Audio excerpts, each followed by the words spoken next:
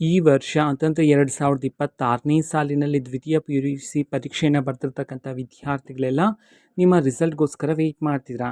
ಹಾಗಿದ್ರೆ ಈ ವರ್ಷ ಎಲ್ಲ ವಿದ್ಯಾರ್ಥಿಗಳನ್ನು ಪಾಸ್ ಮಾಡಲಾಗತ್ತಾ? ಅನ್ನೋದನ್ನ ನಾವು ತಿಳ್ಕೊಳೋದಾದ್ರೆ, ಸೊ ಇವ್ಯಾಲ್ಯುವೇಷನ್ ಪ್ರೋಸೆಸ್ ಯಾವ ರೀತಿ ನಡೆಯುತ್ತೋ ಅದ್ರ ಮೇಲೆ ಡಿಪೆಂಡ್ ಆಗಿರುತ್ತೆ. ಬಿಕಾಸ್ ಯಾಕೆ ಅಂತಂದರೆ ಈಗ ವಿದ್ಯಾರ್ಥಿಗಳೆಲ್ಲ ನೋಡಿ, ಸೊ ನೀವು ಉತ್ತರ ಗೊತ್ತಿಲ್ಲ ಅಂತಂದರೆ ಆ ಪ್ರಶ್ನೆಗೆ ಸಂಬಂಧಪಟ್ಟಂತೆ ಏನೋ ಒಂದು ರಿಲೇಟೆಡ್ ಆಗಿ ಆನ್ಸರನ್ನು ಬರೆದಿರ್ತೀರ. ಓಕೆನಾ? ಸೊ ಹಾಗಿದ್ದಾಗ ಆ ಪ್ರಶ್ನೆಗೆ ಔಟ್ ಆಫ್ ಔಟ್ ಮಾರ್ಕ್ಸ್ ನೀಡದೇ ಇದ್ರೂ ಸಹ ಸ್ವಲ್ಪ ಮಟ್ಟಿಗೆ ಮಾರ್ಕ್ಸ್ ಏನಾದರೂ ನೀಡ್ತಾರೆ.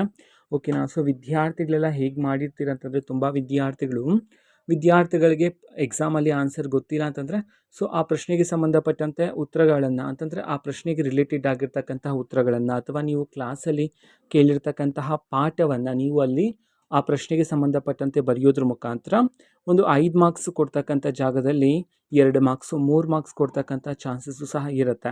ಓಕೆನಾ? ಸೊ ಈ ರೀತಿ ಯಾರಾದರೂ ವಿದ್ಯಾರ್ಥಿಗಳಿಗೆ ಪರೀಕ್ಷೆಯಲ್ಲಿ ಅಂತಂದರೆ ರಿಸಲ್ಟ್‌ಗೋಸ್ಕರ ಟೆನ್ಷನ್ ಮಾಡ್ಕೊಳ್ತಿದ್ರೋ, ಸೊ ಟೆನ್ಷನ್ ಮಾಡ್ಕೊಳ್ತಕ್ಕಂಥ ಅವಶ್ಯಕತೆ ಇರೋದಿಲ್ಲ. ಓಕೆನಾ? ಸೊ ಯಾಕೆ ಅಂತಂದರೆ ನೀವು ರಿಲೇಟೆಡ್ ಆಗಿ ಆನ್ಸರ್ಗಳನ್ನು ಬರೆದಿದ್ರೆ ಅಫ್ಕೋರ್ಸ್ ಶಿಕ್ಷಕರು ಸಹ ಆ ರಿಲೇಟೆಡ್ ಆಗಿರ್ತಕ್ಕಂಥ ಆನ್ಸರ್ಸ್ಗಳನ್ನು ಸ್ವಲ್ಪ ಮಟ್ಟಿಗೆ ಆದರೂ ಕನ್ಸಿಡರ್ ಮಾಡ್ತಾರೆ. ಓಕೆನಾ? ಸೊ ಅದಕ್ಕೆ ಎಷ್ಟು ಮಾರ್ಕ್ಸ್ ಕೊಡ್ಬೋದು ಅಷ್ಟು ಮಾರ್ಕ್ಸನ್ನಂತೂ ಖಂಡಿತವಾಗ್ಲೂ ಕೊಟ್ಟೇ ಕೊಡ್ತಾರೆ. ಸೊ ಯಾರೂ ಸಹ ರಿಸಲ್ಟ್‌ಗೋಸ್ಕರ ಟೆನ್ಷನ್ ಮಾಡ್ಕೋಬೇಡಿ. ಬಿಕಾಸ್ ಇದು ಪರೀಕ್ಷೆ 1 ಅಷ್ಟೇ. ಓಕೆ, ಇನ್ನು ಪರೀಕ್ಷೆ 2 ಇದೆ, ಪರೀಕ್ಷೆ 3 ಇದೆ. ಯಾರೂ ಸಹ ಟೆನ್ಷನ್ ಮಾಡ್ಕೊಳ್ತಕ್ಕಂಥ ಅವಶ್ಯಕತೆಯೇ ಇರೋದಿಲ್ಲ.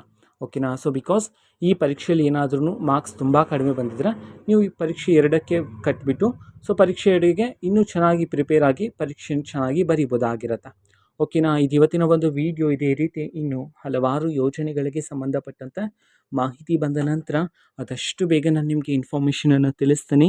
ಅದಕ್ಕೋಸ್ಕರ ಚಾನಲ್ಗೆ ಸಬ್ಸ್ಕ್ರೈಬ್ ಮಾಡ್ಕೊಳ್ಳಿ. ಮತ್ತೀಗ ನಾವು ಫೇಸ್ಬುಕ್ಕಲ್ಲೂ ಸಹ ಈಗ ವಿಡಿಯೋಸ್ಗಳನ್ನು ಅಪ್ಲೋಡ್ ಮಾಡ್ತಿದ್ದೀವಿ. ಫೇಸ್ಬುಕ್ ಚಾನಲ್ ಲಿಂಕನ್ನು ಡಿಸ್ಕ್ರಿಪ್ಷನ್ ಬಾಕ್ಸಲ್ಲಿ ಕೊಟ್ಟಿರ್ತೀನಿ.